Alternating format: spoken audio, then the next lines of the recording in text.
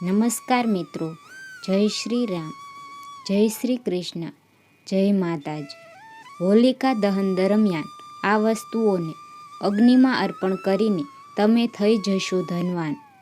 એ જાણીએ તે પહેલાં આ વિડીયોને લાઈક, શેર કરજો અને ચેનલને સબસ્ક્રાઈબ કરી દેજો. હોળી એ હિન્દુ ધર્મમાં આખા વર્ષ દરમિયાન ઉજવાતા તહેવારોમાંનો એક તહેવાર છે. મુખ્ય તહેવારોમાં તેનો સમાવેશ થાય છે. હોલિકા દહન ફાગણ મહિનાની પૂર્ણિમાના દિવસે કરવામાં આવે છે. ચાલો જાણીએ કે 24 માર્ચે હોલિકા દહન દરમિયાન કઈ કઈ વસ્તુઓ અર્પણ કરવાથી ફાયદો થશે. નંબર 1, પતાશા. કહેવાય છે કે દેવી લક્ષ્મીને પતાશા ખૂબ પ્રિય છે. હોલિકા દહન સમયે અગ્નિમાં પતાશા અર્પણ કરવાથી દેવી લક્ષ્મી પ્રસન્ન થાય છે અને ઘરમાં કાયમ નિવાસ કરે છે. નંબર 2, ગાયના ગોબરનું છાણ. હોળીના થોડા દિવસો પહેલાં ગાયના ગોબરના છાણ બનાવવામાં આવે છે. હોલિકા દહનના દિવસે 5 લાકડીઓ જોડીને 5 જોડી બનાવો.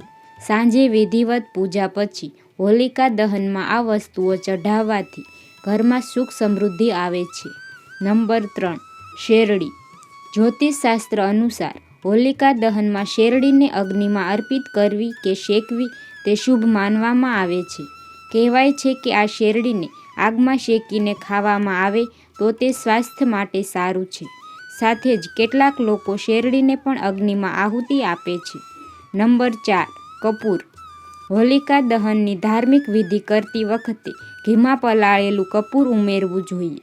કપૂર ઉમેરવાથી પિતૃદોષ દૂર થાય છે, નકારાત્મક ઉર્જા દૂર થાય છે.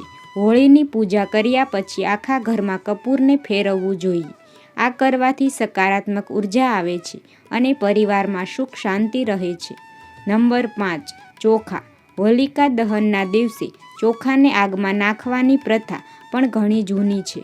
ચોખા જેમ વ્યક્તિ પોતાના શરીરમાંથી નકારાત્મક ઉર્જા દૂર કરે છે. આવી સ્થિતિમાં તમે હોલિકા દહનના સમયે ચોખા પણ ચઢાવી શકો છો. નંબર 6, નાળિયેર. હોલિકા દહનની વિધિ કરતી વખતે નાળિયેર નાખવાની પણ પરંપરા છે.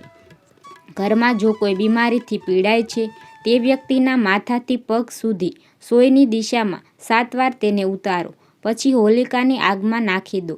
આ પછી 7 વખત પરિક્રમા કરો. આમ કરવાથી સ્વાસ્થ્ય પ્રાપ્ત થાય છે અને તમામ રોગો દૂર થાય છે. પરંતુ ધ્યાનમાં રાખો કે જો ઘરમાં ગર્ભવતી મહિલા હોય તો નાળિયેરનો ઉપયોગ ન કરો. આમ કરવાથી ગર્ભવતી મહિલાને નુકસાન થઈ શકે છે અને તેના બાળક પર નકારાત્મક અસર પડે છે. જો તમને આ માહિતી પસંદ આવી હોય તો વિડીયોને લાઈક, શેર અને ચેનલને સબસ્ક્રાઈબ કરી દેજો.